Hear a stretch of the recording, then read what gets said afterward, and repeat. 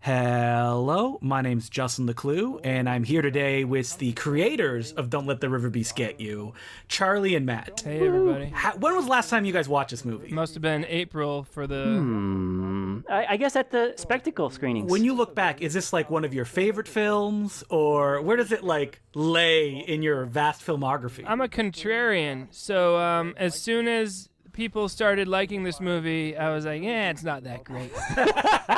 And I'd be like, Charlie, why does everyone like Riverbeast? Our other movies are better, you know? But like I said, that's just my natural inclination. I definitely love all of them. How about you, Charlie? I like this one a lot. I mean, having the monster is so cool. I think Farley is born to be like this tutor and a nice mixture of, sort of smarts and action. This was just before everyone got really busy with their lives, so I love it. I think that Riverbeast is a great Moturn Media starter film only because the structure of it as a monster movie is recognizable to people, while something like Druid Gladiator Clone doesn't have that recognition where people can go, oh, I have seen things like this. Riverbeast, it's a monster movie right there. And we now have on screen Frank Stone, the athlete of all athletes. Who came up with that idea? We were brainstorming with Tom. Tom and Charlie and me were playing basketball together on a nice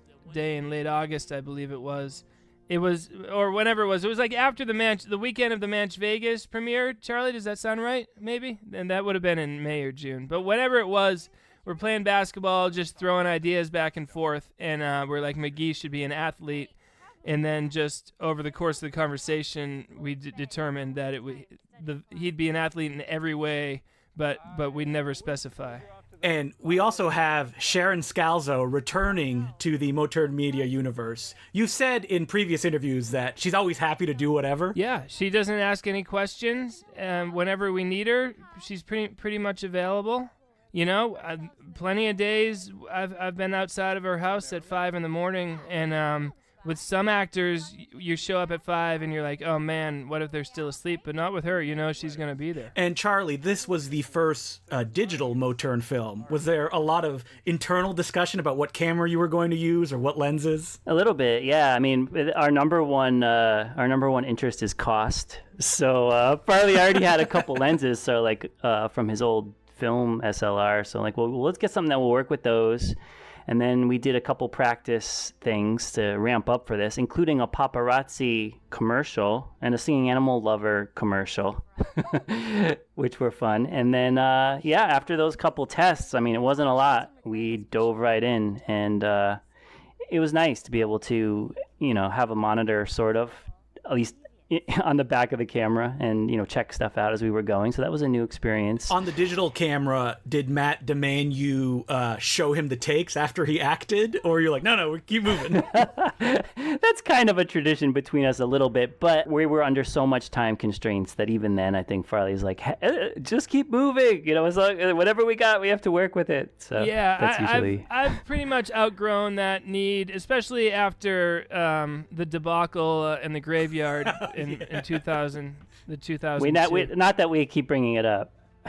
Speaking of that story that Charlie just mentioned, I'm going to get the advertising right off the table from the get-go, that if this is your first brush with the Moturn Media universe and you love it so much you're listening to this commentary, make sure to go and grab Local Legends from goldninjavideo.com. We released it on Blu-ray, and we talk about the story of Matt needing to see his footage and it leading to disastrous results on the commentary for Druid Gladiator Clone, which is also on that disc. Whose Super 8 camera is this? Is this yours, Charlie? Yeah, no, Farley had that from like a thrift store sale or someone just gave it to him. It was in a bin somewhere, and we just were like, why not? No discussions about like, what if we shot it on 8mm? No, we were ready to make things a little easier on ourselves, and since the other camera was breaking, we kind of had no choice but to do something. And we have Chris Peterson here, returning to the Moturn Media fold. Matt, I've heard him mention that the last time he worked with you before this was a 4-hour movie. What is that? Yeah, that was the summer of '99. Every summer after college, we'd make a movie. It just one of them was a 4-hour movie. It's like an art film, It's really just It's not a lot of plot. There's little scenes, little vignettes, a lot of interviews, but our main goal was to fill up 4 hours. At one point, we were like, we could make a pretty nice 90-minute movie here, but instead, let's make a bad, sprawling 4-hour movie. Oh, wow. I am assuming that has never seen the light of day since probably when it was shot. Yeah, but I have the tapes down here. Oh, wow. There is so much stuff that I know that you and Charlie have that unfortunately can't really be released due to having copyrighted music in it. But one day, it'll all make its way to the Moturn Media Museum. I can guarantee that. Ooh, stump grinding. I could see the sign right there to call that and a phone number. This is some good New Hampshire there. That was Roby's General Store, which is like a vintage, beautiful old general store, and downtown Hooksett. Whose basement is this? With like the unfinished walls.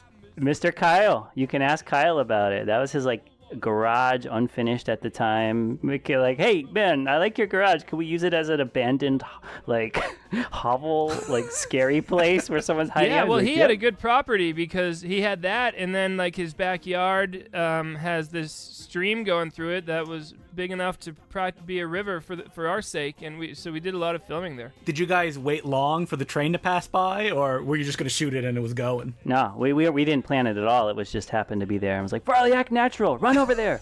Go. You're walking back to town. Go. And he's like, I'm doing it. Farley, jump on the train. Grab the side. It's not going that fast. But we lived on those tracks. I mean, we used to walk those tracks, for fun. All the time. Did you ever put anything on the tracks like every teenager would do at some point? No, we were too scared. All right, I say, yeah, I didn't do that either in the small town where I live. And this is the Moturn magic, is that neither of them are in the same room, right? They're in the same room, different times. Ah, okay. Yeah, but I think we sell it, Charlie, do we sell it? This one works among the best of any times we've ever done it.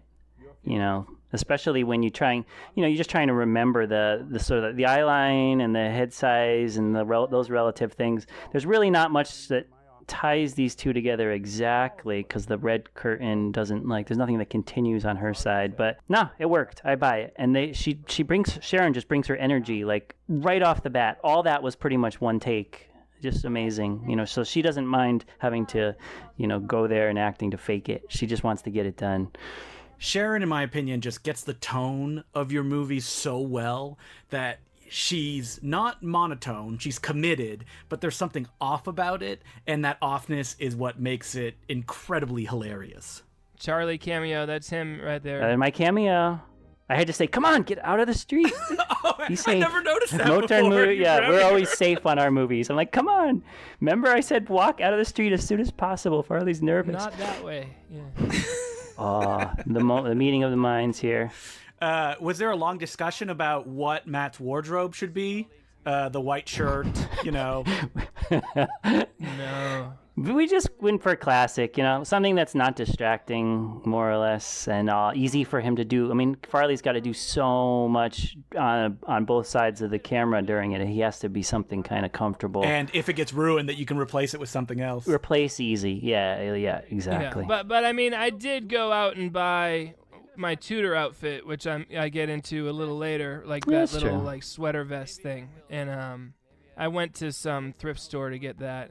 Yeah. So, When it comes to locations, do you guys write the scripts around them, or do you just write the scenes and go, all right, where do we know where this will fit the best? we almost always know the locations as we're going, because otherwise, don't write. If you don't know where you're gonna film it, don't write it. This scene is so good when where Matt's talking to his wife. Yeah, we're real happy with this. This is on Hanover Street in Manchester. That's Nick LaValle. He's a comedian.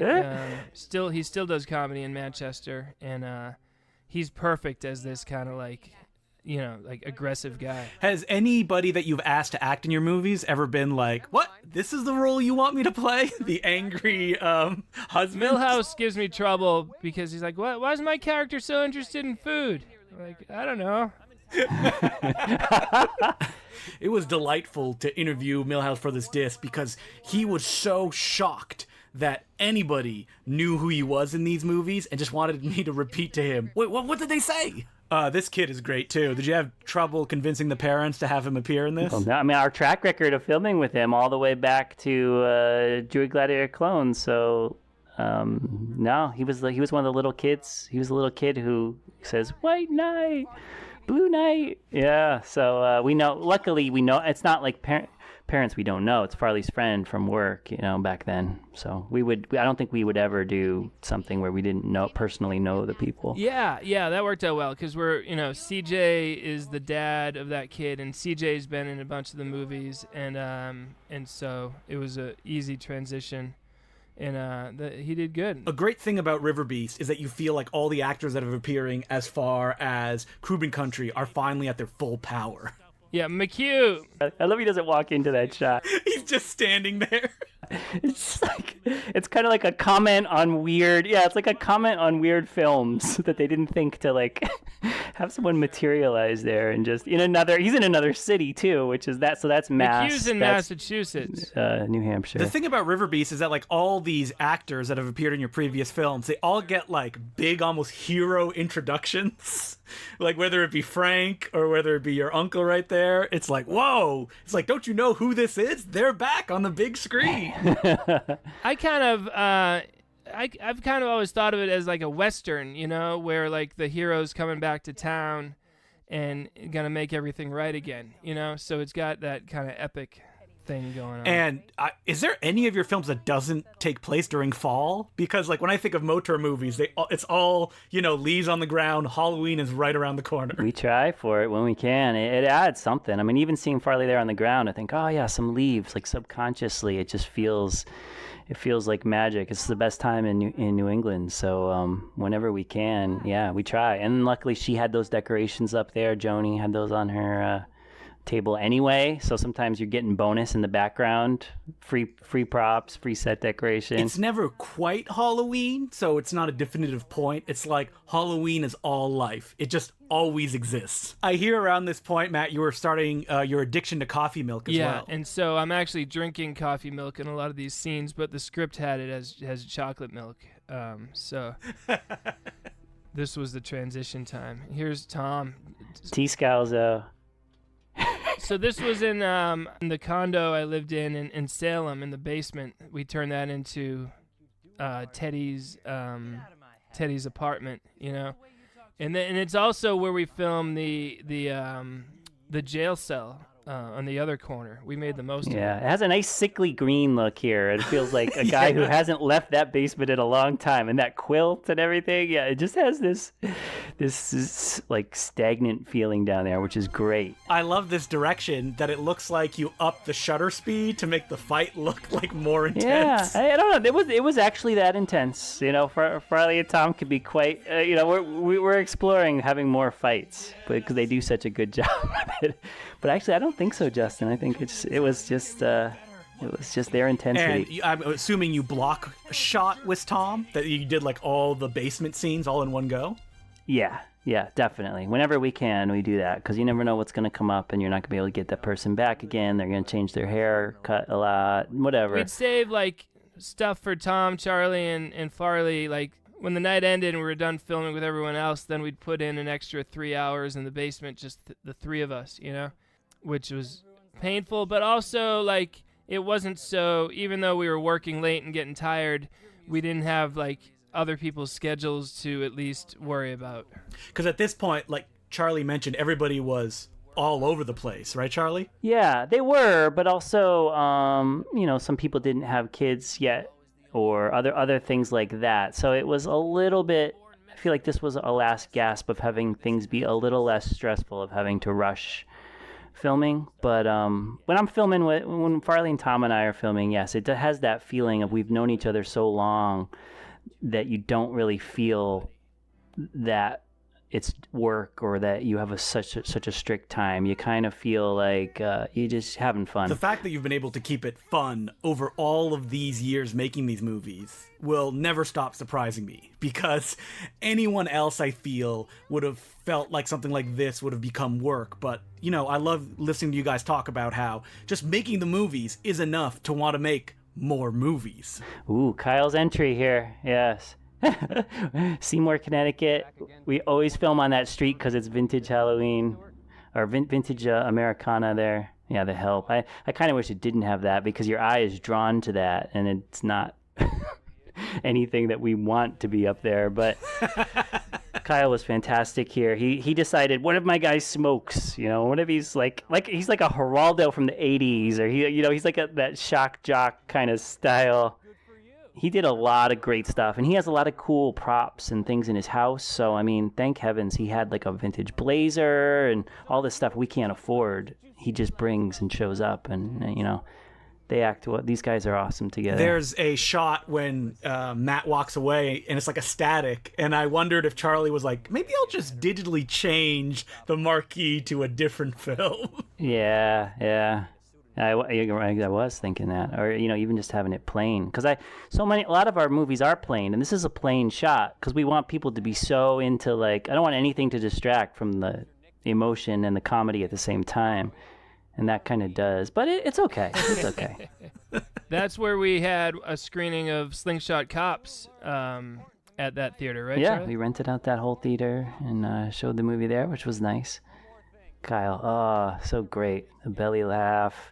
And just that awkward. He's like, don't edit out of it. Just stay right Matt, there. when you came to this movie, did you approach your character in any different way, like when you were writing the script? No, it's just the Farley character, It was basically, different names in each of these movies, but I'm just doing what I always do.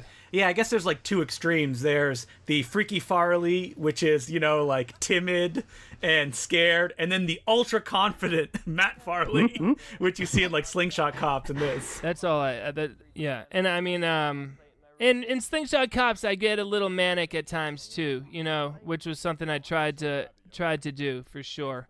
But this is probably the most even-keeled Farley, the Riverbeast Farley. In Manch Vegas, I'm a little cartoonish, and over-energetic. So there's some slight, there's some nuances, right, Charlie? Yeah, totally, Farley. I mean, you got a lot of characters around you in this one, so you can play it a little more, slightly more normal. You're like the one who calms down these other tutors, and around Kyle, Kyle's putting out a lot of energy as like this, shock jock reporter. So you can you don't have to dial it up as much. Yeah, we definitely. These guys were great here. Oh, what a day in the gazebo, Farley. I'm sorry to cut you off. Do you remember who came up with the line, "You can't cook a whole meal on a hot plate"? Because that's like one I quote all the time. Well, that and the butternut squash just one day came to me. I liked some of the cooking stuff, but yeah, it's funny. It's a funny thing. And this Farley and I talked about having a lot of petty moments, like revel in the petty moments, and some of them are things we were inspired by on TV movies. Seeing a lot of the melodrama of a TV movie because they're trying to cram so much in. They've got such a short running time. They've got these over-dramatic actors, and we love that. We love like unearned drama and very quick emotional changes. Yeah, 0 to 60. Yeah. 0 to 60. So yeah, we had some of that, and that plays into some pettiness. That's that magic Moturn touch, which is the regular but elevated to the absurd because everything is so melodramatic, even though it all ends well in the end. So there's Farley's real-life barber. He was nice enough to let us do that. That guy in the chair, so confused. I don't think he knows he's in a movie, but he was so confused. I felt a little bad. The guy in the chair was worked for a construction company who he was helping to fix the shattered glass in the thing. And Tim was like, "Hey, sit over here for a minute." He's like, "Okay." Dude, that's the best story, Farley. Yeah, oh my gosh. I know his English wasn't great. And I don't think he had much of a choice because Tim was like, "You're in this movie. Farley, shoot this." And I kept going there with a camera. We had one take and 3 minutes. Okay, Kevin McGee. And that's his son right there, Matt. And son. Did you guys ever have any discussions of what sports he should play? Like a big list? And it's like, how can we implement this? Whatever we had at his house that was free to use. But I think we were we've also been inspired by bad translations on VHS boxes and or ones where the people who wrote the box didn't know anything about the plot or the items, the stuff that's happening in the movie. So somebody who doesn't know anything about sports came up with this. That's what they would say. They would just say he's an athlete. Yeah. Have you ever, I don't know if anyone's ever noticed the joke on the DVD we made, Justin. Like I purposely wrote an incorrect synopsis of the movie. Can I read it? Do you mind? Yeah, go ahead. After 3 years of self-imposed exile, a man voyages home to resume his work as an educational mentor. When a mysterious woman helps him locate the Riverbeast that terrorizes the town, he takes his band of brothers on a dazzling mission to the perilous river where the only potential outcomes are victory or death. I like how Band of Brothers is in quotes, as if it's like Band of Brothers. Yes. Oh, thank you for recognizing that. It's such a subtle joke to write. I think only one in maybe 1 or 2 million people know that synopsis right. is a joke. It's a select group. And there's no mysterious woman, so I just love it. That's so subtle. My greatest accomplishment. It's like a Rene Cardona Jr. movie or something. Like they were just having, if you read the back of the VHS on Beaks, it's like all confusing and you're like, that doesn't really happen that way. I thought that you were saying this is a Rene Cardona moment here of her like laying back in the pool on the floaty. You guys are going to like jump on a helicopter and fly around for 30 minutes now? Oh, yeah, it kind of is. Farley, you have a recorder in your pocket there, right, Farley? Oh, yeah, my right hand is protecting the recorder. Yeah. Recorder in your pocket, protecting the Zoom recorder to a lav that's run up. So we also had the tutor thing was a part of a script. We had written a script called the Maniac Tutor, and then we bailed on it. But then when we decided to make Riverbeast, we were like, why don't we take the concept of the tutor and make that be like what these people are doing in their daily lives. And I'm very happy. It's fun just to, like, when we're writing these movies, it's like jam in more and more and more and more, because we're not going to wow them with our acting or our special effects or something, so we might as well just like wow them with lots of storylines. And we can wow them with our grammar. So there's like a little bit of grammar exploitation, which is a little bit. It's the least profitable of all the exploitations, and probably the least practiced. But I just love fun, weird words, and Farley does too, and Tom does too. Tom usually corrects one of us for saying something wrong, but it's just like spice up life.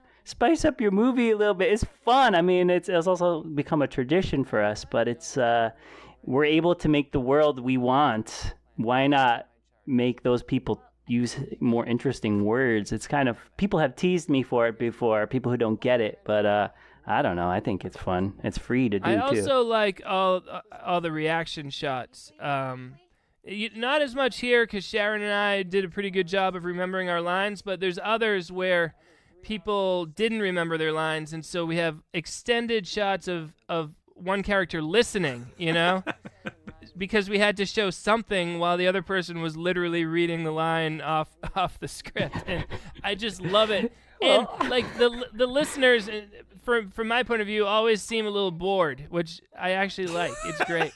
I mean, it's perfect when you cut to someone like nodding. Yes, just someone something just going nodding. on. Yeah, they're a little bored. They don't understand what a reaction shot is. We don't really tell them. We're just like, just sit there for a second. I was going to say, oh, where'd you guys shoot this? But I see that Kevin McGee is here, so it's Kevin McGee's house, I assume. Of course, yeah.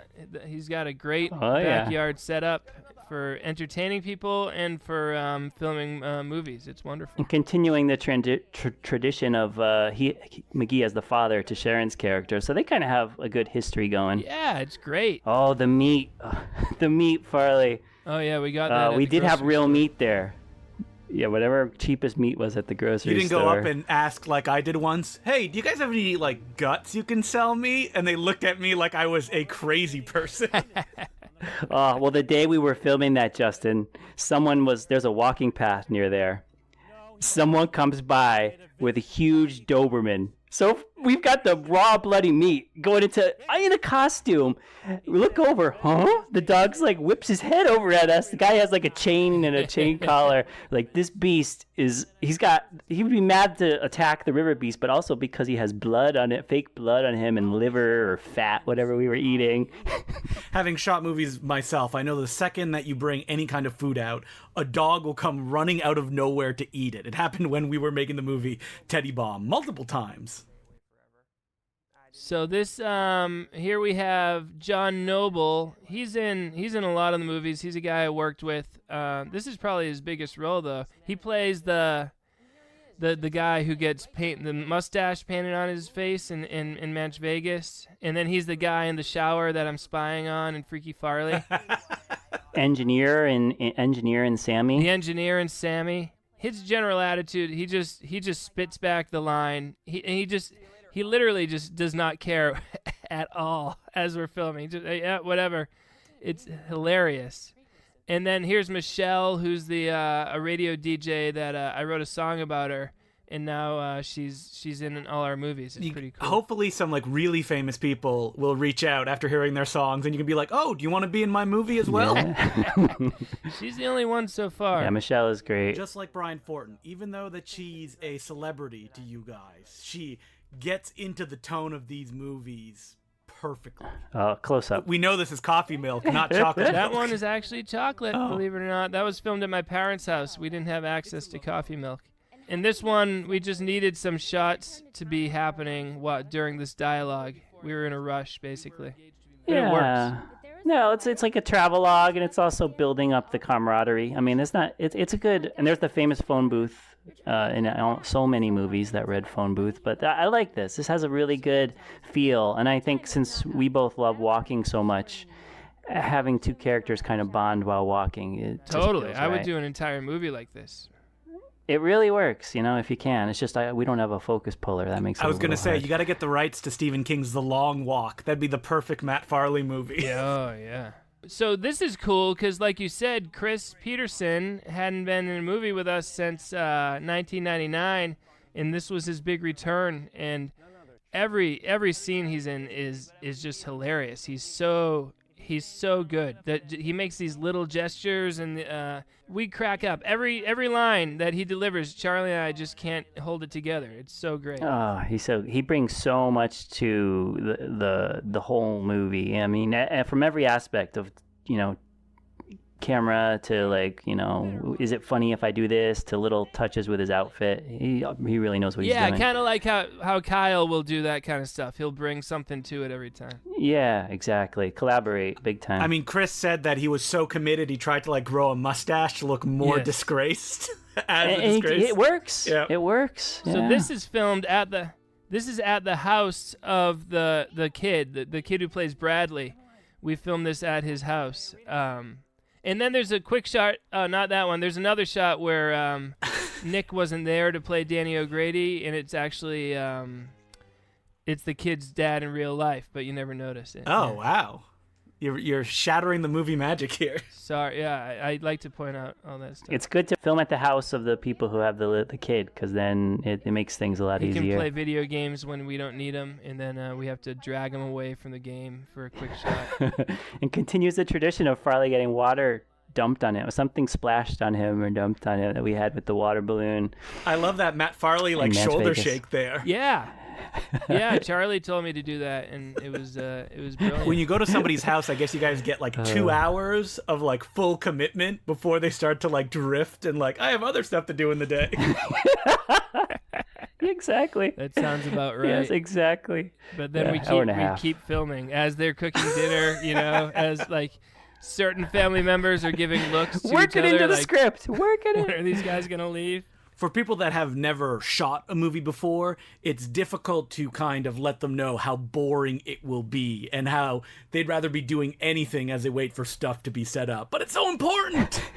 So wait, he's going to pop out. Here's what Farley was talking about. There, Yeah, that's stunt him. double. That's CJ right there who popped his head out. That was brazen. He's actually too big in the frame. Oh, Sharon on a months away, hiding behind a little thing before work. We went to her house before she had to go to work. She was in her work clothes. We're like, hide behind this banister and duck, please, Sharon. Okay, did it. Done. We went When you know home. that those cuts were months apart, it makes it even better because when you see it, you're like, oh, okay, these cutaways. That's why they're structured like this. Yeah, it's like a comment on on C movies while it is a C movie. We had to do that to get it done, but in the tradition of those kind of things. Good line coming up from McGee. I don't pay to beat people in horseshoes or whatever it is. That's a great moment right there. Yeah. Yeah. One of his best in all the movies. I asked McGee if he consciously tries to make you laugh, and he was like, nope, I don't. It just happens. So good. Because yeah. I'm so committed to the role, it just makes Matt laugh. I don't know. In all honesty, it's like you don't want to talk about it too much while you're working with him. You just kind of, you don't want to mess up the magic. He takes great pride in it. Don't listen to him. Especially if you tried to like take him on at horseshoes or something like that. Do you ever play basketball with Kevin? I mean, not anymore, but I would at work. He's ultra competitive. He's more competitive than Frank Stone. You know, if in the midst of a game, he will do anything to win. And I like to win too, but it's like I'm not that concerned about it. So luckily, he beats me anyway. Even if I tried at my hardest, he would still beat me. Like he's a good athlete. It's touching moments. So we have here, you're still shooting at his house. I'm surprised that this location was utilized so much. Yeah. Yeah. Well, we were quick. We get there a little bit before he says we're allowed to, and sit in the car for a while, talk about life, and then we get his shot set up while he's inside getting ready. But Sharon is also so fast with her lines, and Farley is too. So that stuff was lightning. And also, we were going pretty darn quick. For a lot of it's just me and Sharon, so we didn't even need him. Like, we dismissed him at some point, and they were like, we're going to stay a couple more hours. He's like, yeah, whatever. so that's good. Here's... Totally, yeah.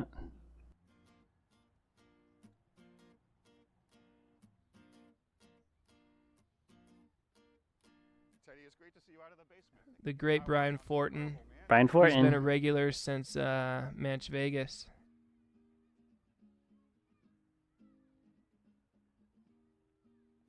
And this is Tiff. She's my cousin. And she's been a regular since Manch Vegas, too. And she really knows how to dance some, so that kind of worked. Yeah, well, she told me, she was like, I'm getting into popping. And I was like, all right, well, I'll make your character a poppin' lock dancer. I love how this crowd forms around them. Like, with me too. We were so desperate for extras. I'm like, maybe I'll crouch down. I'd turn on the camera, go crouch down. I didn't even notice that was you. It's fun for it to be like a situation where people are watching and they're just like, this would never happen. You know, some people get angry almost. They're like, what? This would never happen. And we're like, yeah, we know. That's why it's funny. I wish it did. Yeah, I wish you could hang out in the park, meet somebody, instantly become friends, play guitar, get cash, take a shower, and then go like hang out with your friends some more. Like, it's like the perfect day. Yeah. This is straight out of Wikipedia when she defines pop and lockin', which is great. And her obsession was cat litter. Did you just land on that instantly, or was there variations to that theme? It took some time. Just also all sorts of things. I knew about it in life, that you use it in like the garage for oil spills and stuff, and then we just kind of developed it. But yeah, it's unique and it's funny. It always makes. It was me laugh. one of those things in developing the story. She was just her character is based on did we call her Backpack Girl from the movie Ants, I think. I mean, there's a moment in the movie Ants where this girl shows up and immediately asks to take a shower at a guy's house. So we just straight took it. But then we're like, how are we going to kill these river beasts? And Charlie was like, well, what if it was kitty litter? And then we're like, all right, and let's make it that her character loves kitty litter. So that's how we made it work. Yeah. Well, I had known that some breakdancers use kitty litter on the cardboard to make Wait, what? There's smoother? actually a basis in real life? That's what I thought, but I actually didn't. Okay. We also don't do research because we don't want to like mess up the magic almost in a way. It's sort of like this is the broad strokes of knowing about something. It's like the movie version, and we're putting it in a movie again. Hearing you say that you don't do any research actually makes it funnier because everybody speaks in such an authoritative way in this movie, even though the words they're actually saying is very silly. So it's like that contrast together that brings hilarity onto the screen. Oh, he's got a Shock July book there. So yeah, it's I don't know that for sure, but that was something I thought. Yes, Insta Fight, also TV movie-ish kind of, and soap opera-ish. I was going to ask if there was like a particular movie that you guys borrowed this from, but I guess it sounds like it's just hyper drama in and of itself. But it's a lot Ants. I mean, Ants. It's not in our movie. It's a Riverbeast. In their movie, it's Ants. But the whole idea of like a bunch of different characters who all have their things going, like any disaster movie or monster movie. Yeah. Disaster movie. That fist up in the air, so good. And it was cool that light actually fell as we were fighting, and that was kind of cool. Charlie, don't you think? Yeah. I think a photo flood was in there, so it was hot too. But we risked it. Everything it says on the bowl, do not put it in like this kind of housing. That's what we had it in. Like a 2-cent, housing there. That thing is the cheapest. It was so hot. Tiff does a great job here. So her line is so confusing and magical and just like a conundrum. I don't know what it means. And the transistor radio. Yeah, it's good. Just how they instantly have this relationship.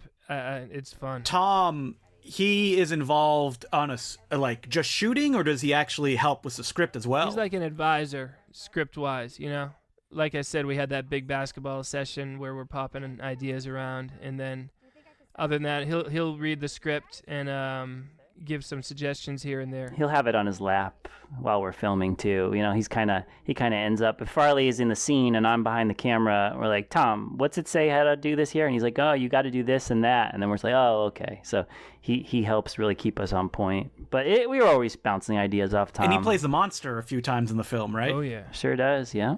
Tom's a good sport. It was, I'll say, I'm sure we've said it plenty of times, but I mean, one person wears it, they get hot and sweaty inside it, and then they take it off and give it to the next person who's like easing into the other guy's sweat. It's real gross, but Elizabeth's so funny there. Her head turn and her eye roll. The little kid's action there is almost like a young Ricky, like a young Silent Night Deadly Night 2 tribute, I think, Farley, wouldn't you say? Yeah. Like Ricky like yells at people and yells at his whoever's helping him in the mental hospital. That little kid, he gets a line like that. And helicopter hamburger is such a great concept. I love it. Yeah, people like that. Because people always ask, is that a real game or is it just something that they made up? Just something we made up, but it sounds like it could be, I'm so proud. The alliteration helps. Is that something you played when you were little, Farley? Or you just thought of it when we were writing? Typing. Okay, yeah. That was Farley's idea. Yeah, it seems very, very believable. And the son from another marriage is probably one of the most quoted lines. Like, I remember when Peter was talking about seeing this movie, a pal of mine, he was like, oh, and they keep calling the child the son from another marriage over and over again. Like, it's such a subtle thing. It's technically right. There's nothing wrong with it, but no one would ever say that so much. It's a little bit insensitive. It's also just not, I don't know, it's just sort of not done. But yeah, much like with the back cover of the DVD, it definitely something we thought about here was what if the whole script was written in Italian and then was run through a translating a Google Translate, so we wrote it as if that's where it came from, and the Google Translate never gets it quite right, and it's off in just the most wonderful way. Yeah, it's like one of those Italian crews come to the United States in a small town and shoot a film. Like Joe D'Amato did that a lot. Like Troll 2 is one of those films where you're like, something feels off about this. Yeah, they're showing how American teenagers are, and someone has like a skateboard, and they're like, it's so over the top with convincing you that it's fun. You can see the seams of the movie in a way. Trying too hard, yeah. And here we have the famous rock that appears in almost every Moturn media film. And what's great about that is it's kind of like looking down on the small town aesthetic that is just so organic in everything that you guys make. And getting that angle just underlines it. And speaking of stuff that's in all your movies, yeah, it wouldn't be a Moturn film without that phone booth, which is it still there? I haven't been up there in a long time, but I think so. I think it is, but there's no phone inside of it anymore. You mentioned that you took the idea of the tutor from another script.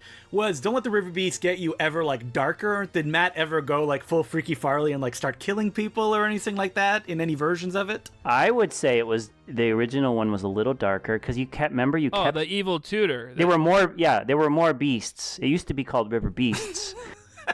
And then he kept them and would use them to do his bidding. It was a little bit more like the Pit in that way, right, Farley? Right, yeah. He had I was an evil tutor, and I was tutoring Sharon, but it was more like I became obsessed with Sharon in that version, and I like killed her boyfriend, because he was distracting her from her studies.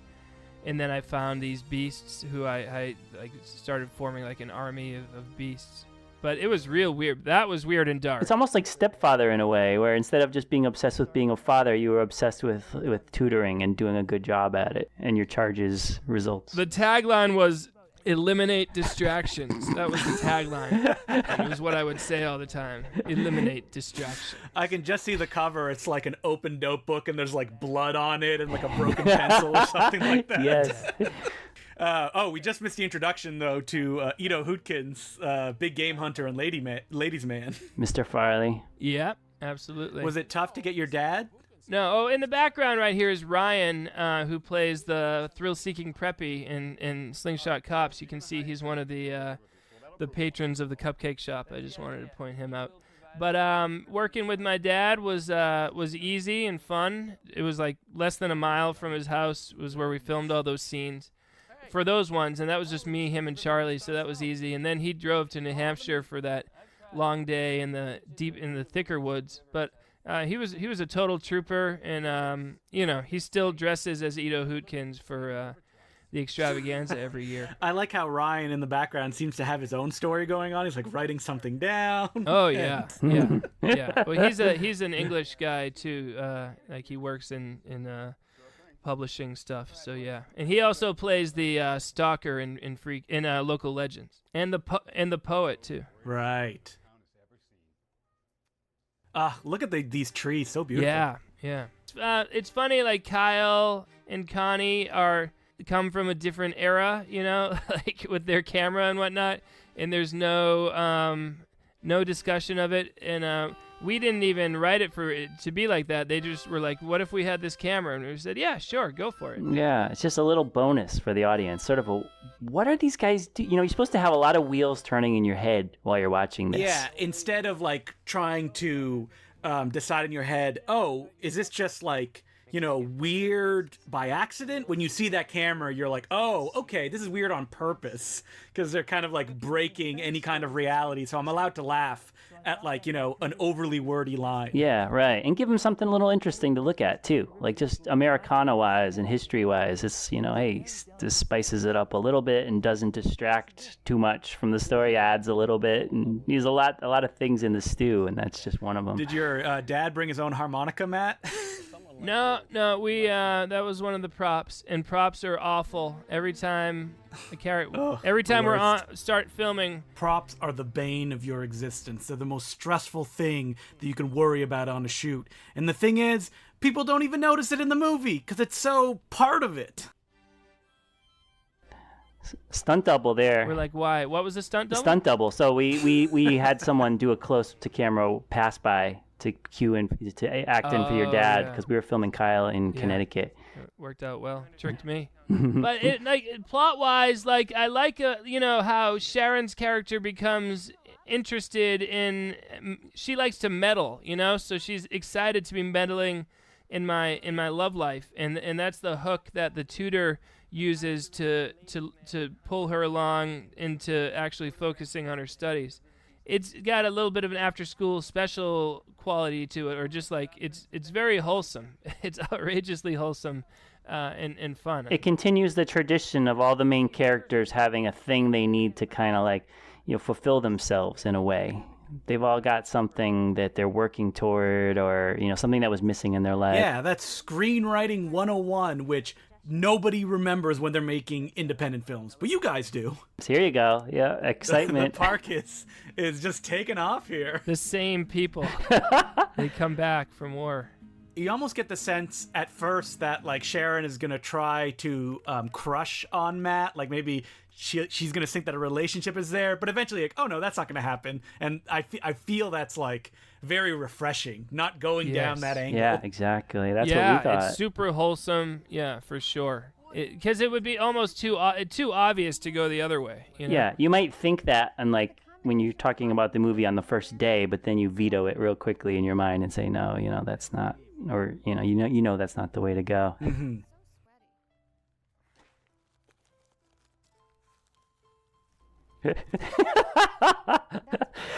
Real kitty litter. That was expensive. Oh. Oh, sure. Kitty litter is the most versatile product on Earth. in the script to Thomasville, we had a line where I just looked this up the other day, Farley. Someone throws the dirt over their head on like the first couple pages when they get back to city limits. Isn't that funny? We're learning that we have certain motifs that we unconsciously keep putting into movie after movie. It's because you're auteurs. Yeah, for sure. Every time I see these scenes, my mind instantly imagines that shot of the woman walking with the bindle. I think that's the best shot of the whole movie, just that far away shot of like the person with a bindle just happily skipping down the road. It's like the Americana version of a hobo. You know, in reality, it's never going to be that fun. But here we're going for it. It's just, you know, she's having the time of her life. What was your direction to Jim Farley, Charlie, when he's like, are you like, just look around, or do you have any specific instructions?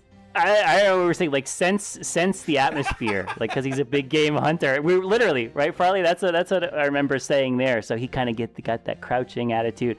But there's not a ton of direction with Mr. Farley, because you just want him to be himself, which, you know, is awesome and charming. So you don't want to confuse him either. It's fun to give people a kind of a vague direction and then just see what they do, you know? Yeah. So we do that sometimes.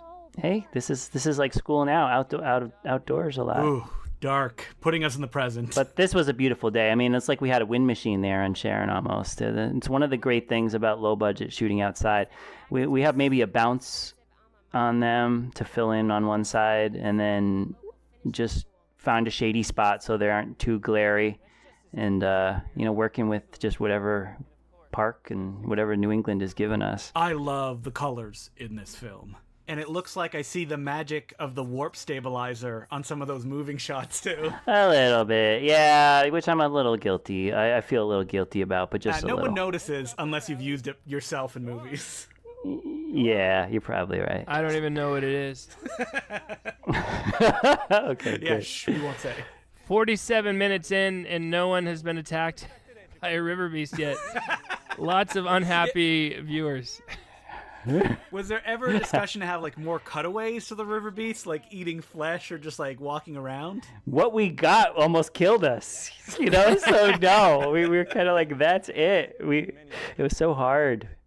Being attacked by Dobermans and almost drowning in the water. Yeah, yeah. We you are right though. We did talk about it a little bit, and then you kind of scale. You go with reality as you keep working, but it worked out fine. It almost works even better to be in terms of us being kind of weirdos and underdogs to make a monster movie and not be able to really have him in there a ton. But if you save him for the end, you know, which I've not a spoiler because everyone knows that's coming. If you save him, it's maybe all the sweeter. I've talked to Farley before that it's like Rocky, you know, when he's learning to box and he pretends that he can't use that one hand as his main hand, and then you bust out that hand. So in maybe this movie and in Freaky Farley, we're kind of just waiting. Especially Freaky Farley, we're waiting till Farley's mania, you know. And when it arrives, it's just synths, madness, you know. Farley turned all the way up, and I don't know. I like that. I like earning Let it it. simmer for a while, and then just go mad with a sprint to the end. You know, once we're working toward the ending, it's like the boom, boom, boom. Slingshot Cops is the same thing. Like once it's getting to the end, it's getting there. I love Pete. Oh, this phone call with what's his name? Ned Matthews calling the sheriff. Oh, it's so good because when he says, "Can't you just come to the scene of the crime?" He's like, "I got things to do, punk." And the fact that like McHugh's just sitting there like by the jail cell, you know? Yeah. So funny. He pushed my face into the earth. And when he takes out the map, you know, I'll take this shortcut to the police station. Oh, great delivery by Pete. But yeah, this is good stuff. Subtle. Like a kid would not know that we're talking for the benefit of the audience. And then that's the magic of watching these movies. As someone is maybe like 12, 13, 14, the light bulb might go off. That oh, they know what they're doing, but a little kid would just be like, okay, he's describing how he's going to walk on the map. That's an interesting observation that these movies actually work on two levels. People that are aware of the stuff that you're doing and younger people who would just go along with it. Like, he just carries this map around with him all the time. All right, get my crutches, get my map, and like my disheveled shirt. I didn't even think of it, but I think Elizabeth pointed out to me at one point, she was like, the Riverbeast has these deadly sharp claws, but he chooses to kill this guy with the crutches, you know? But well, that we talked about it, that the Riverbeast likes to add insult to injury, and he's not just a When Animals Attack movie, he's actually a jerk. And so we talked about having him as a wrestling villain. Yeah, like a bad guy in the WWF bad guy. Yeah. Have you ever discussed the origins of the Riverbeast? Like, where did he come from? No, we only know that he needs constant water to stay alive. And in the world of this movie, it hasn't rained since the end of this movie. So the sequel begins with the first rain in possibly a decade or more. And we did mention he could live underwater for a long time if he's not disturbed. So that was Picnic Babes, huh? We should have mentioned Picnic Babes. One or two people have said, oh, I enjoy that. It's just weird enough. It's good, and it's good that it's a thing around town. Everyone knows that the Picnic Babes are out there, you know, like I think Millhouse or Fortin, one of them in the cupcake shop, is like, there's nothing out there but the Picnic Babes. Like, to imagine that that's just a thing that everyone knows about delights me. Yeah, and they're that dedicated to it that they're always there. They're there enough that all these sorts of different people would see them, and they just enjoy their time together so much with that blanket and that radio and just bopping in place, you know? Yeah, but what's crazy, like, for making a movie like this is I have to sweet talk these two coworkers of mine and be like, so I was thinking maybe on Sunday you could come into the woods and dance around on a picnic blanket for a few minutes. What do you think? And they're like, okay. But, I mean, it's just like one other thing that you have to finagle. So we're in the midst of filming, like, fight scenes, and then I'm like, oh, the Picnic Babes are here. So just stop filming the fight scene in the woods, quickly film them dancing, or let them leave, and then get right back to it. I mean, that's the one thing that you don't have anymore, Matt, is a workplace that you can take bodies from. I know. Seriously. Yeah. That's a big deal. Because Farley does such a good job of sweet-talking people for months to years on end. And then it just feels like an inevitability back then that they would have to be in one of the movies, you know? Yeah, I wonder. I can only imagine what they'd say when I wasn't in the room, but it's worth it. And when you've worked with someone, you kind of know. I'm sorry to cut you off, Farley. You kind of know to trust them. Do they show up late to work all the time? Are they secretly? Are they kind of secretly a jerk? You know, you kind of can tell. Yeah. So it worked out well, but I got a good we got a good stable of trusted collaborators, and we're still making it work. You got to put up signs like, "Would you like to be in a movie? Call my number." No, we haven't gotten there yet. But now this scene, it was very windy, right, Charlie? Very windy. Did you have to dub a lot of the movie? No, I don't think so, right, Charlie? Not a lot on this one. You would think that we would have had to there. I think just by having the lavalier under the shirt, it worked kind of as like a buffer enough, and somehow we got away with it. But we didn't have to pass very stringent QC, and I think you're pretty agreeable, so it worked okay. But yeah, it is hard. It is hard in that wind. But by using the lavs on this movie, we were moving pretty fast without having a boom person. So nobody to dip into the shot, not another person to cram into the car with us. Oh, whenever I've shot with a lav, I'm so scared that all I'm going to hear is like... Yeah, that's true. Well, most of our actors aren't moving when they're talking, so you'll hear a lot of it as they're getting ready to perform, but then right when the line gets delivered, luckily that it's not happening then. Oh, to live in a world, by the way, where the local newspaper would have a front page story about a tutor hiring a big game hunter to search for a Riverbeast. Oh. And a newspaper boy still going around, happily doing his job on foot. you know? I think that like the anachronisms in your films is definitely one of the key things that when people see them, they go, oh, they are making jokes about it. Like the newspaper boy going around with like, important news, feels like something that is right out of The Simpsons. Especially the fact that you guys don't make a big deal out of it. Like no one is surprised that the character made the front news. This is stuff that just happens every day. Wait, I have to say, your uncle, does he move in this movie? He always seems to be, like, standing still somewhere. Yeah, that sounds, I am. Does he take any steps? Let's watch closely. That's his way of working. He surveys the scene. He, points, shrugs. Yeah. He just commands the screen, and the world moves around him. I'm afraid we're gonna get in trouble for impersonating a police officer, as we're filming, and he's proudly like walking around with his chief of police hat, like waving at police cars as they drive by. Luckily, it works, Charlie. And he's never played a chief. Yet he wears the hat. Yeah, that's fine. That's the only hat we have access to. Yeah, he's been detective and he's been a sheriff. Here comes the vagabond. Oh, there's your vagabond. There you go. Wait, who's playing the vagabond in this shot? That's Janet, one of my co-workers. She's in Slingshot Cops. She's Ethel, the cleaning woman who also tastes the cupcakes too. And she plays the aunt in Local Legends who recommends that I read the book How to Improve Your Filmmaking Techniques. She's in that shot. That's right. Yeah, she's super fun, and we love having her in the movies, right, Charlie? And we filmed at the workplace there, out in the grass. Yes. So I mean, if you get somebody when they're like on their way to their car after a shift or before a shift, you got to be at work. So then, yeah, you could. That they're going to be there at a certain time. So unprofessional. You're like, why would you say no? Yeah. Yeah, well, it was the same with that scene where the blonde-haired girl waves to me and then Charlie is with her in the middle of the street. That is right outside the driveway to where I used to work, and it was after a meeting, and I was like, Kelly, quick, come over here. You're going to be in a movie.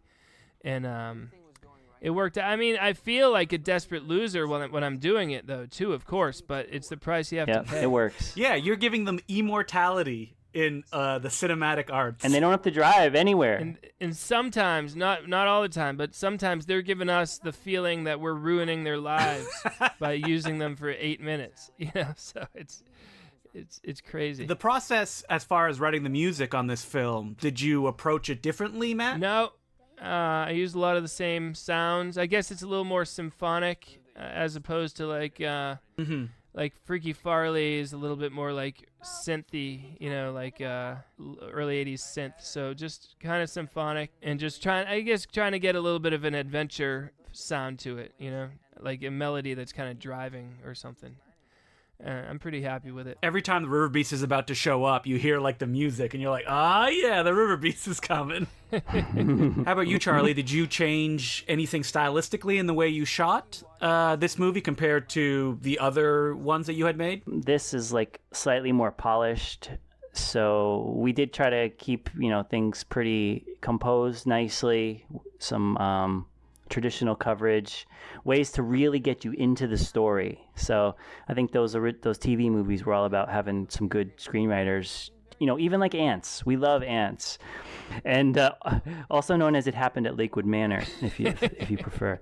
It's really illuminating to read your guys' Shock Marathon books because you can see over the years your taste evolving, changing, narrowing, widening even, and that the references that you take and that you implement or that you find funny are not always the most obvious things that people would think of first. Like Riverbeast, obviously you're referencing 50s cinema and regional filmmaking, but the TV movie perspective is something that would not have come to my mind automatically, but now that you say it, the like use of drama with no budget, it makes so much sense. I love these photos where it's like we had to pay budget on those. Yes. But yeah, I think we shot it to maximize the comedy.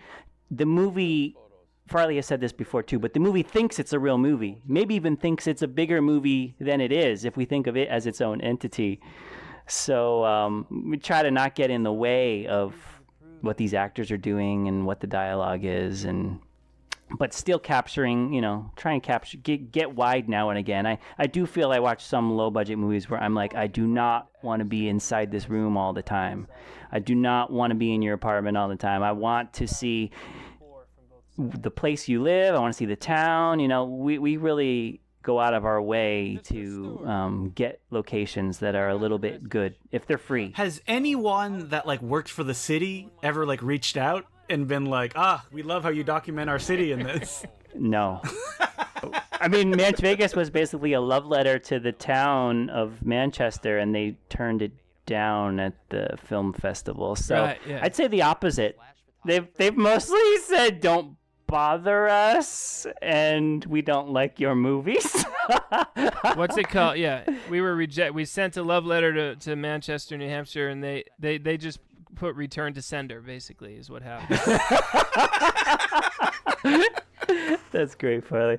I like this section of the movie. I like a lot just because it's dark times for Neil. He's stuck tutoring jobs that he doesn't necessarily like. He's being bullied by the reporter, and then he's got to sit and listen to Tom and Tiff talk, and it's fun. Now he's gonna claw his way back. Charlie? Yeah, their sunny love, building there is times 1,000 on the brightness side, and you're curled under an old quilt on the floor. That worked pretty well right there.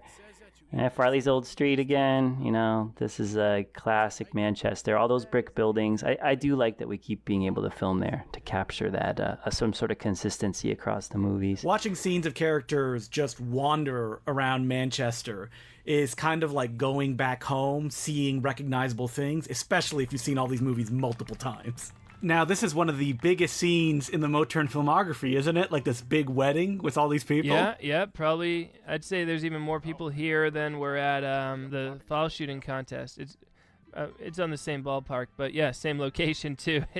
And this was the first thing we filmed for the whole movie, was this scene, getting everyone together on a hot day in August.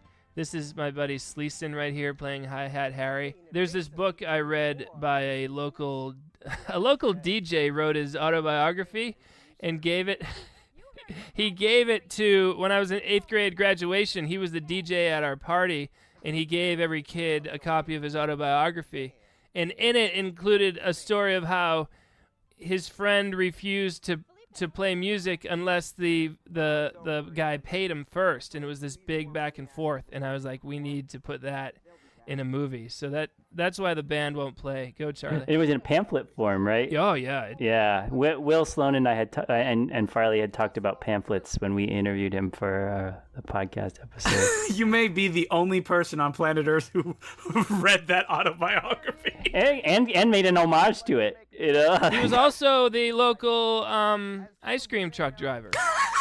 But that's where we got the Hi-Hat Harry thing. And I love a little later on when Hi-Hat Harry and Amanda come running back, and they were mad, but then the music inspires them and they just start dancing too. It's a great little touch. Keeping this many people happy for an extended period of time with no quote unquote extras tent or whatever, and no assistant directors to wrangle or soothe things over. It's interesting because we start off with a lot of extras and they kind of want to go. They would work their way indoors where it was cooler. It was air conditioned inside, so they'd all kind of work their way inside. Then we'd have to be all right, everyone, come back out. I could really use some more bodies on this shot. I'm liking it here. But no, everyone is so nice. I mean, they're not getting paid, but it's so hard unless you've actually made a movie to put yourself in the shoes of the people making the movie sometimes. So when I help someone on a movie, I'm like, do you want to be an extra? I'll stand here. I won't talk. I'll just, whatever you need, I'll carry. I know what I would wish that we had on someone do on one of our movies. Did you have to be quiet, everybody, quiet when you're trying to shoot a scene? Oh, it's so hard. Yeah, you don't want to because they're actually there having fun. It's actually a little party they're invited to, and we just it's half that and half us making the movie. And we just keep ruining it. Yeah, we just keep ruining the party. Keep ruining it, yeah. I told my mom we needed potato salad, so she pulled out a recipe and spent time preparing this thing. She thought we were going to eat it, And then she's like, wait, I did all that work just so you could dump it on my lawn? But it all worked out. The authenticity. Yeah. Michelle went all out wearing the wedding dress that her grandmother was married in, I believe, right, Charlie?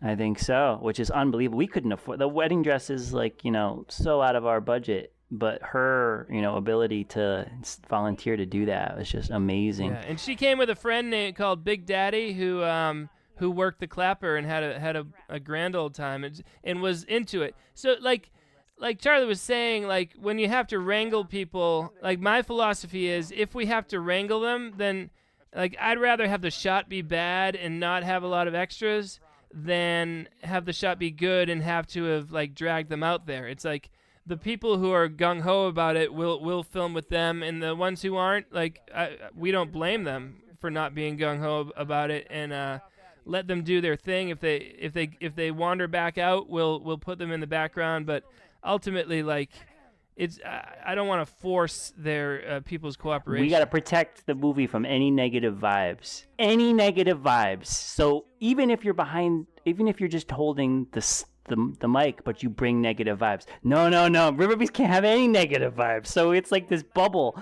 that we have to maintain all the time. And if it means that we don't get an angle, it means that we have to drop a whole scene. We do.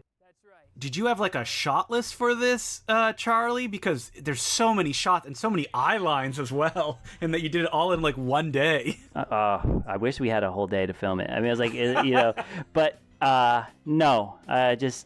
I stopped doing that after we've been making the movies and having so many things change all the time that I would end up having to kind of like, just not use it. So I just thought we'll just go on the day and wing it. Yeah. Freewheel it, right? Yep. Yeah. Exactly. How many times did you sing this song, Matt? Not too many. 3 tops, Charlie? Yeah. 3 tops, and then each time, I mean, in real time, I'm just running around with the camera. So there was a time when I'm in among the crowd like that. There's a time when I'm getting a whole band. Time for the reverse. Man, 3 or 4 maybe. It was a lot of energy. I give Farley his props. I mean, he was sweating up a storm. He had to bring it each take, and if he puts out all that energy, I mean, the people in the crowd should be able to just kind of like twist around in place a little bit. Making up the dance as he goes along. Unbelievable. This is a little bit like one of Farley's college coffee house performances a little, right? When he starts really rocking out. I had the moves. I had the moves down, but then when I was trying to teach everyone, I'm not a good dance teacher or a good choreographer. So people were just doing whatever. They were just ignoring my suggestions. But at least when they're pulling the rope to get out of the quicksand, at least everyone understood that part, and that's a good moment. I enjoyed as well that Milhouse G said that he learned the bass lines of the song so he could be playing it as close as possible. Yeah, and I mean, that's one of those things, it's cool that he wanted to bother to learn it because it's true. Musicians watch and they're like, "What? He's not even strumming with the rhythm." So, of course, there's no believing that upside down Home Depot bucket makes that drum sound. But what are you gonna do? It's good to give people who are, who aren't in movies a ton, something to do with for all reasons, for the good charm of life, and for also so they don't look too lost out there, but it worked out well. What's great about this part is you suddenly realize, oh yeah, there's a monster in this movie. Yeah, and this is where we step up to a new gear, kind of starting around here. Like this is really happening. You don't want me to be arrested for indecent. It reminds me a exposure. little bit of. I mean, there's more beasts in Horror Party Beach, more creature attacks, but some of the suburbanish attacks that happen in that movie, which I really, really love, and was filmed in Connecticut. We get a little bit of that vibe here. Far lower budget on our end, But in those movies, just like the ones that you guys make, what's really endearing about them is not filmmakers trying to make a Hollywood-style monster movie. Because on a certain level, the monster movie, up until Jaws, was always considered an exploitation genre, a lesser of, even like the Universal pictures like Frankenstein or Dracula. So when you watch those regional films that were coming up in the 70s and 80s, it was mostly people that were making genres that they just loved when they were a kid. And it's not about like shocking or frightening. It's just the love of being able to do it in the environment where these people often grew up. And that's what you guys do. got our money's worth out of the picnic babes. Those picnic babes. Such an obviously new location from where he walked into the woods versus when he. What do you mean? It was 2 months later, like the lush greens versus just like dead trees. What are you gonna do? Whoever color corrected this did not match. I did like two the things. gory close up of it, like a red T-shirt and the claws going into Yeah, it. it was actually meat, the gory close up, but it doesn't correspond to any body part. It's just like a full frame of meat. You're like, is that his neck? Or... He's got a meaty neck. Yeah, but I tell you, Farley and I, and he actually helps influence me on this, but are convinced you always got to be super safe. Movies are weird. It's like you would never expect in real life that someone writing real hard with like a pencil would break the pencil and it would hurt their finger. But if you're doing it in a movie, somehow that's going to happen. It's just like things happen.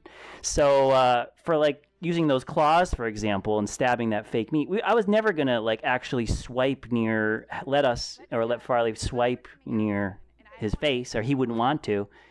We don't want to endanger anybody. And it works out better that way, and it makes it funnier and more low budget. But safe.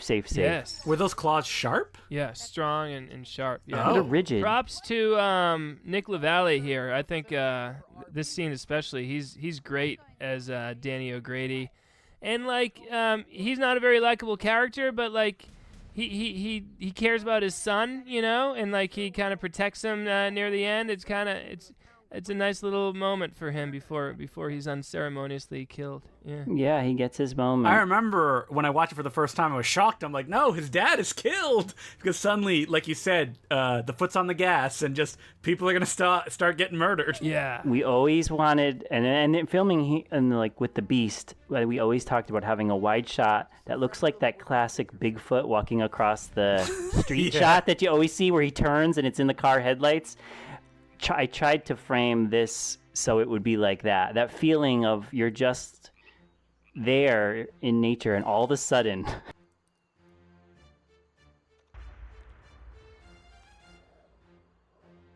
the Riverbeast exists. Oh, yeah, this shot right yeah, here. just like Bigfoot. Yep. Turns and looks. Yeah, just wide enough to be a little confusing, and he's so camouflaged too. Ah! This is the violent kill, where it just takes a little bit longer. And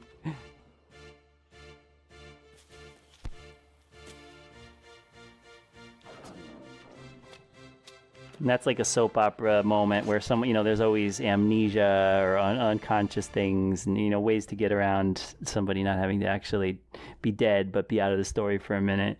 Yeah, and there's no real explanation why the monster went away for all those years that I was out of town. And I love that Matt's character was run out of town because he kept telling people that there was a monster, and that was enough. This is Kyle's backyard again, which was really great to film in. And I like how we're like, how are we going to get Kyle and Connie on the ground? And basically, like, the Riverbeast suddenly has, like, a magical power to just, like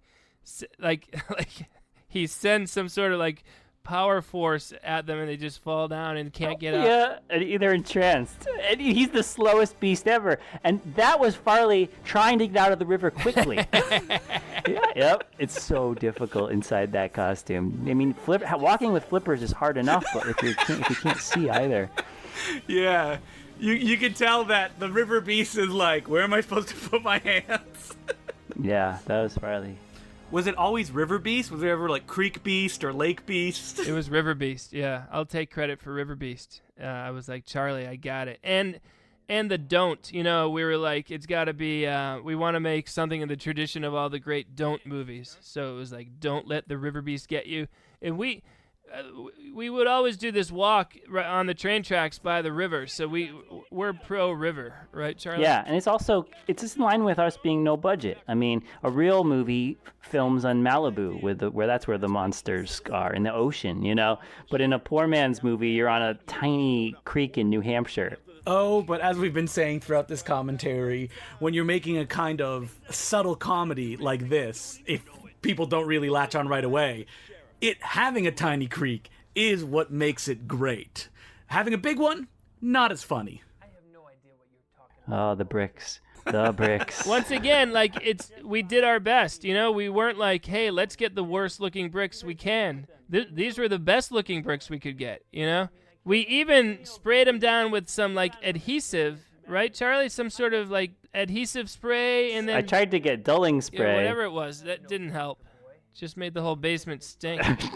It's the reflection is what gives it away, and the wrinkles. It got all crinkled, yeah. But it adds to the tradition that Farley and I have of letting people make fun of us, and we just say go for it. It helps you have a fun day, especially like teenagers who are kind of maybe feel like, they feel like it comfortable about teasing something about like fake looking bricks on two guys trying to make a movie. Go for it, let them do that. So I went to a hardware store and bought like 10 of these poles for chain link fences, and then we had them stacked between the ceiling and the floor, and that worked out well. Of course, the fact that there's no way to get in or out of there's no door to this cell. Many people have noted. Yes, it was duct tape on the bottom of them to the connect to something, so they just kind of were. You couldn't breathe on them as long as you didn't breathe on them too hard. They you didn't couldn't fall. turn the camera up or down in any at all, or it would reveal the uncomfortable truth. Did you write those newspaper articles, Charlie? Like if we freeze frame and read what was on screen? Yeah, some of them have a first paragraph of something. Yeah, I'm pretty sure. That was fun. We actually kind of tried to make the newspaper a big part of the story. Dolly move. There's only two or so in the movie. That's one of them. If you have never made a movie before, dear listener, doing a dolly move like you're seeing on screen right here over Tom Scalzo takes so much time to set up, and most of the time people don't even really notice. Aptitude Testing Center. Charlie had to take down whatever it actually said there and rewrite that. That was good. Now this scene we love because it's completely unnecessary. Like if you're gonna cut a scene out of the movie, you'd be like, what about just the two guys talking in the cupcake shop? Like we could live without that, couldn't we? And Charlie and I are like, no, this is the reason the movie exists, to have these two characters involved in this inane conversation. Oh, we love it. Because what would you say that, someone's like, oh, it's like this scene is like this meets this, or it's like something in Friday the 13th. No, it's not really like much of anything. It might be like some weird TV movie, but it would never pass all the executives and all the people who have to sign off on a movie till that Fortin and Milhouse chat in a cafe like this, So we are the ones who can bring that to Because he was very people. excited about his bacon cupcake.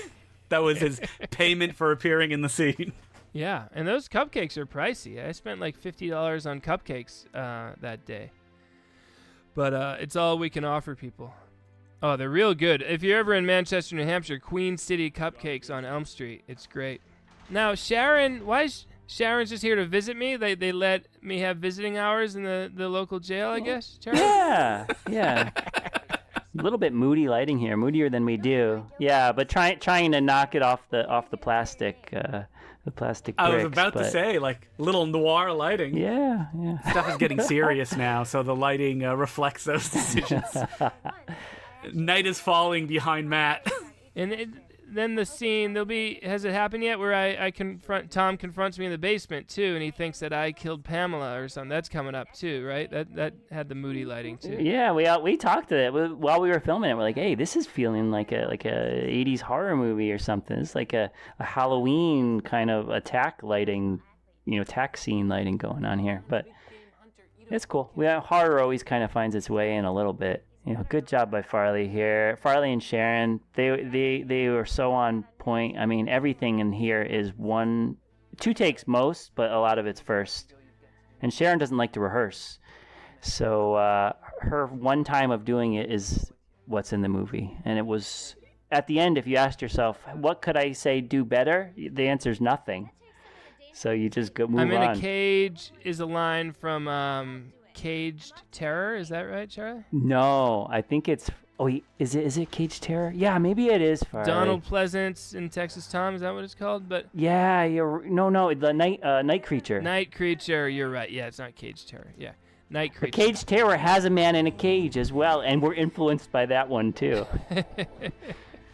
I was hoping that'd be the tagline to Cage Terror. I'm in a cage. Night Creature has a big game hunter too, which definitely So influenced we this. basically just watch other movies and take notes and think what are the things we like best from all these movies, and then we throw them all together for our own version of the whole thing. This thing we filmed, this is in New Hampshire.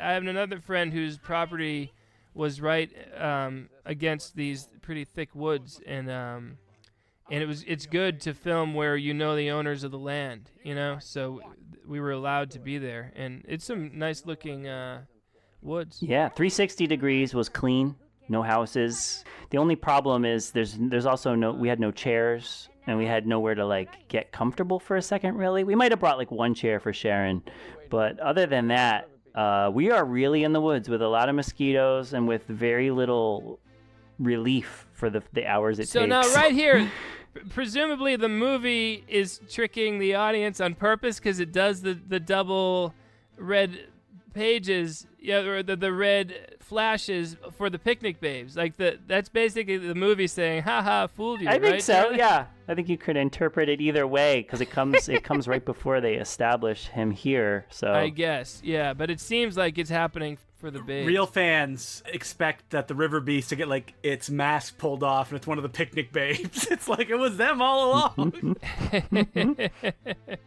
That would be something. Wow. So this was probably, I think, Tom here now, because once Farley was getting ready to be in his tutor outfit, I think Tom had was this Farley here? What do you think, Farley? Can you tell Beast acting? I have no idea. No idea. who You're that a little was. taller. I hope now that Riverbeast frenzy is starting to trend through the whole cultural stratosphere. We will have scholars that will go through this movie separating which shots are which actor, in the same way that many of the monster kids love to do when it comes to looking at Creature from the Black Lagoon and going, oh wait, no, this was the guy that was the swimmer, and then it's the stuntman that is in the other shots. Okay, now we're getting into the big action climax of this movie. A little bit of an action scene It's here. unceremonious too. There's Ito Hootkin's dead. You know. Oh, it's great to build something up and then just have it. Oh, that's a great fall too. Like his hat flops off. Yeah. Yeah. Mr. Farley, I mean, he had to go the extra mile to lie on the ground in the woods, which is not easy for anybody. The Killer's Moon reference here, I was surprised to hear you guys say, we don't even like Killer's Moon. We just like the sound of the title. Yeah, that's Right.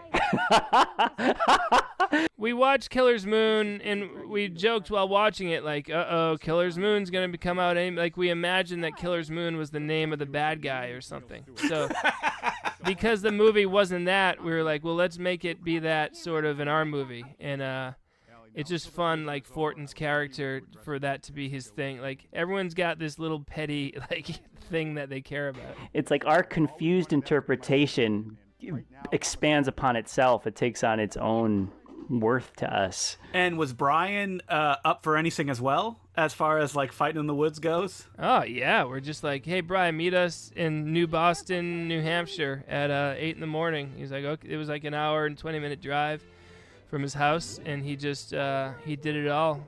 And, you know, with a smile. It was awesome. He had to be a game, you know, he had to really get, you know, put down on the ground. This is that's a good little scene when he's yelling to Sharon and telling her to run. That's good stuff. Nice, yeah. When Kevin McGee shows up in the next scene, it's like the audience suddenly realizes, oh my God, he's gonna get his big, amazing In moment. the after movie diner, one of the guys calls him the Shoulder.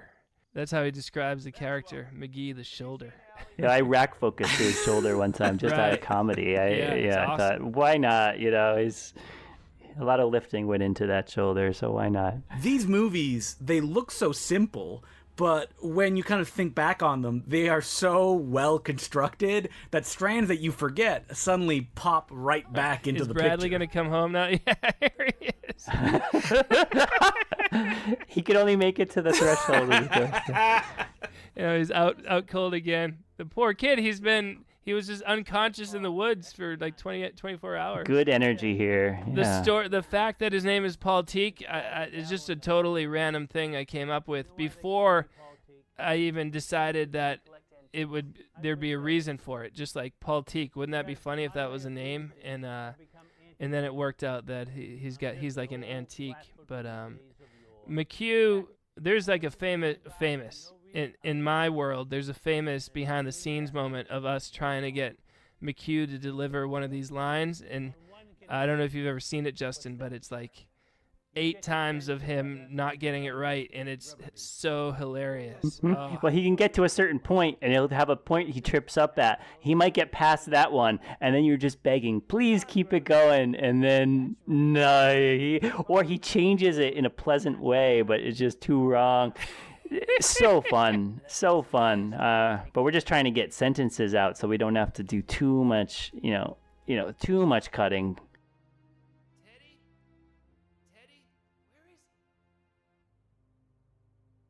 Oh, that coffee milk. I haven't had that brand in a while. Yeah. Look, right out of the darkness, like Michael Myers. Moodiness. Yeah, there you go, Michael Myers. And we love the emotions changing so quickly. Like Tom hates me. He's certain that I killed Pamela.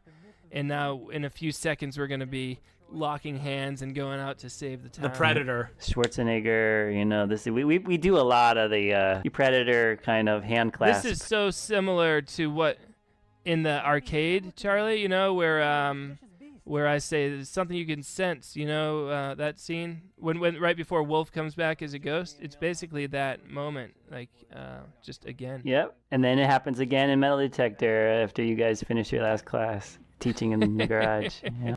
It's the Band of Brothers. Yeah. Milhouse is just running down the street. This was real mise en scène here. We filmed the Band of Brothers running near some artillery on purpose. And then they're just walking through the woods. Because, you can't go 100% the entire time. Yes. The enthusiasm waned. I mean, but they put some miles in to get to that point. You need that pause in the action before the big dramatic reveal that Brian's character has been felled. Good moment here. Killer's Moon is dead. I love this. This is intense. So we have to imagine that off camera you knew about his secret Killer's Moon. Yeah, that's nice. I mean, someone might not realize that till the 6th or 7th time they've watched it. Like Fortin's been telling people his whole life, guys, if ever I'm in a battle, I'd like you to call me Killer's Moon. And we're like, yeah, of course. And if I'm dead, speak it over my grave. Yeah. And then Sharon has just been outsmarting the Riverbeast all night with her athletic prowess because she didn't know the way home. In the original script, she was going to climb a tree, but then we realized it was too unsafe. Yeah, we wrote that line on set. Like, just say you did it with your athletic prowess. Go, film it. Let's go. Boom. Real fighting here. And, this was a hot, crazy day. So at points there, I'm the Beast. Yeah, I was going to say, so Tom is probably the Beast at some point. Charlie has to be the Beast as well. I think it's just me and Tom. Me and Tom for all these scenes. Charlie was only the Beast in the water. In the water, yeah.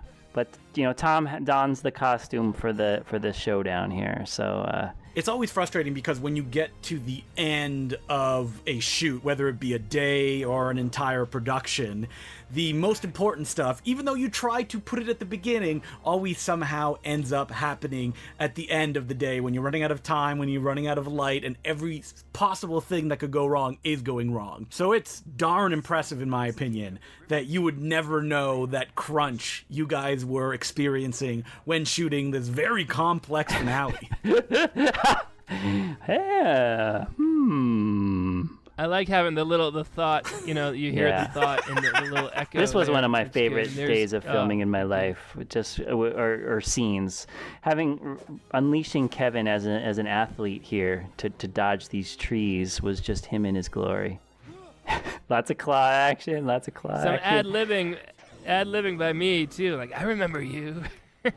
Yeah, ad-libbing, but we did kind of like choreograph the swings a little bit, but it was fantastic, your ad-libbing and your intensity.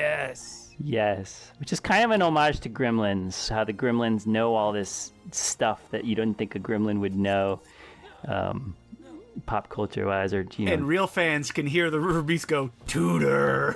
That was Charlie. Charlie added that in post. That was never discussed, but then Charlie threw it in there, and probably didn't even tell me till I watched it. It's so good. It's just another wheel in your head to turn. Oh, Kevin McGee. I mean, you're working up to this the whole movie. Get ready for the beatdown of your life.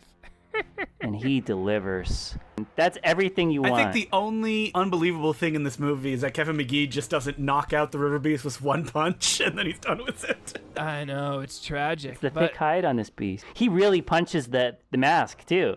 So we just let him tee off on the chin. And Farley, you just had to take it. But we thought it would look believable if the head snapped a little bit. This is one time we were slightly unsafe. But he really makes contact with As it. a filmmaker, I can really tell the sun is setting in the background because you can see it on the horizon. Justin, oh my God! This whole scene was I just made up the angles in 10, 15 minutes. Yeah, and we're like, we gotta hurry up. It's getting dark. There's real contact there. Yeah, that was really fun. I loved that. So we're fine. If it's me, we don't care about injuries, But it's other people we don't want to put in any kind of position. Again, a wrestling tribute there. There was one character who used to blind people with sand. And it was a dirty trick. A stick goes right through his body. You could see the athletic socks. Sometimes Farley didn't want to wear the flippers, so you could see the athletic socks and the sneakers. Right there, yeah. No but flippers. we love death scenes. McGee death Anytime moment. McGee is dying, it's hilarious. Like in Obtuse Todd, in Freaky Farley, in Manch Vegas, he doesn't die, but up on the rock, it's just so great for him to go full-fledged, Opera. Yeah. I don't know. I wonder how many people watching it know it's coming. Justin, the kitty littered. What do you think? I would say almost no one until you pull it out and people are like, "Oh yeah," because it just seems like a non sequitur joke before. Yeah. Glee. And, Farley. Milhouse's character's always uncomfortably stating truths, when he's like, it's a shame everyone died before we figured this out. It's like, yeah, good. It's a good point, Millie.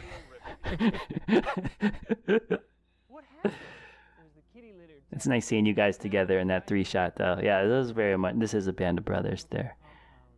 Beast is dead, or is he? I mean, speaking of dead, what's great about this finale is that some of their friends have died, but, life has to go on. They can have moments of sadness, but it's mostly about the optimism. So for part 2, the Beast has got to be in that exact position on the ground, Charlie, just for part 2. Yeah. We just leave his carcass out there.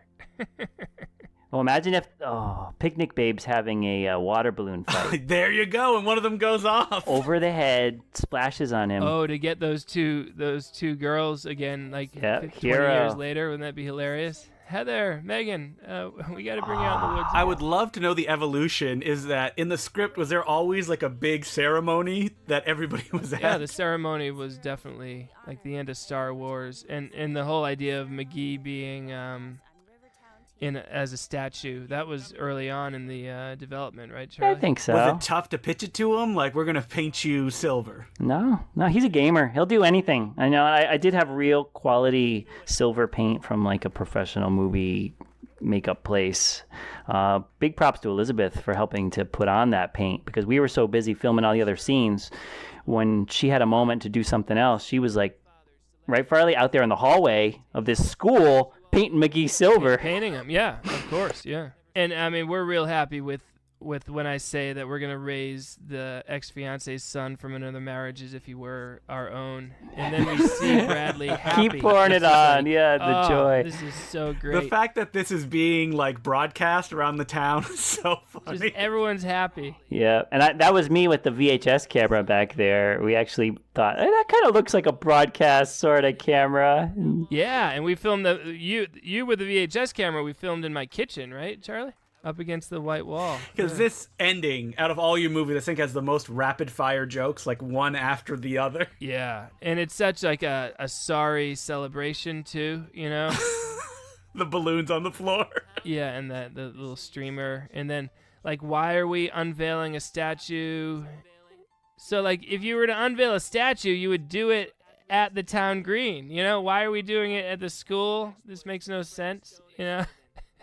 I didn't even notice the fact that it's happening indoors because the whole kind of feel of it just hits me every time that I watch it. And because it's gag after gag, I can't even think because I'm laughing so hard. She hides his sneakers because they weren't silver. We're like, we can't paint. We don't have the budget to paint the sneakers silver, so hide his sneakers if he in a park. Yeah, how's it gonna move there later? And we're gonna make 2 glass eyes and put it in the metal.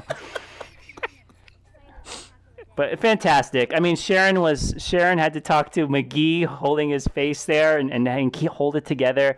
And I remember here there was a little directing where I was just like, Sharon, play it happy. Because we have done in movies before occasionally with actors where they played sad and it didn't really work. So just be happy. Well, because we knew where did she has like a headshot of him. Why does she have the photo of Ida Hootkins? Yeah, and now Pamela just happens to be in town again and to come to this ceremony, you know, like what is going on with her life? Like what has she been doing all this time? But just every good thing that could possibly happen, we just make it happen in this scene, and it's There could have been like puppies run in here, like at the end of One Crazy Summer, where there's all of a sudden there's puppies, or something like that, where it's like you pour it on really thick.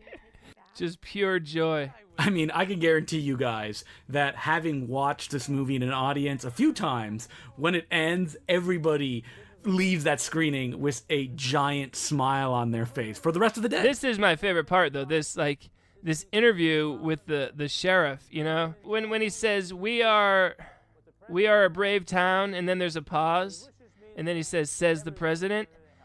During that pause, I actually read him the rest of the sentence, and Charlie just took the sound out, but left that pause because it's so hilarious, the way it's delivered with that unnatural break. Oh, when I first saw that, I wept. Yeah, movie magic. I mean, you couldn't pay to get that, and the way he just did it was perfect. A head nod and then smash to the credits. Dying Elkhart, right? Oh yeah, they're great. So yeah, we've had them at the end of 3 movies, I guess, right? Yeah. Great big props to those guys in Pennsylvania for doing a custom song for this no-budget movie, you know? Just watching it, like, I just feel the nightmares again of just, like, you're in the woods and you think you're done, but then you're like, oh no, we need that one other shot. Like, I'm feeling that feeling a little bit right now. Yeah. But I mean, that's all good. I mean, that's what you need to have all those worries on your mind to get what you need. You know, like I'm sweating. Is the camera in focus? How do we have another card? What am I going to do when this gets filled up? You know, is this eye line going to match with what we're doing in another state in 2 months? You know, all those things, all that pressure is every single second, but that's what's just barely enabling us to scrape by to get it done. And you have to make the movie look like, it's just fun. A bunch of friends are making it, when really everyone's just sweating. Yeah.